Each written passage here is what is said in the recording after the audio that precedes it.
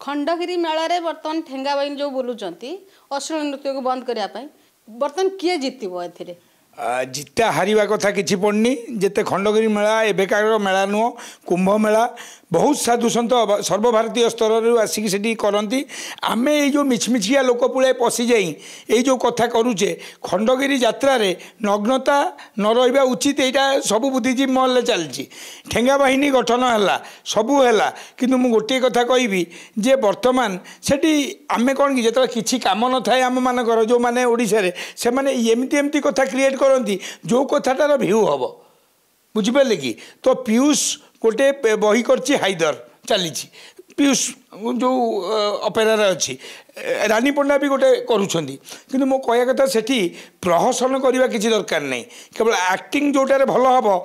यात्रा लोक देखा जी ये मिछमिछिका याडू साडू करा कि ये जो ठेंगा बाहिनी एमाने जो अलर्ट अच्छा तो कौन अप्रीतिकर परिस्थिति आज जाए होने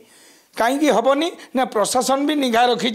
इंटरनेशनल ब्यूरो तांकर सेठी बुलुंट तेणुक ये जीत हम या नग्नता भर्सेस भल नाटक भल यात्रा तेणुक से कुंभ मेला सेठी एति कहबी जे से जगार अरुआन्न डालमा लोक खाइबा दरकार मटन भात खाइबा उचित नुह कहीं ना कुंभ मेला जो मैंने आस्था से माने ठाकुर सेठी एते साधु सन्थ अच्छा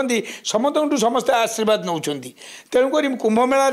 केबे नग्नता को प्रश्रय न दि जा उचित एवं एति कहबी ओडिशा सारा भी नग्नता को विरोध करा जाऊ एवं सही आइटम गाल को ड्रेस पिंधे नचा जाऊ से माने तांको जलवा जदि देखई पारछंती बहुत भल आ सामने जो माने अछंती से माने निजे सचेतन हुंतु। Thank you.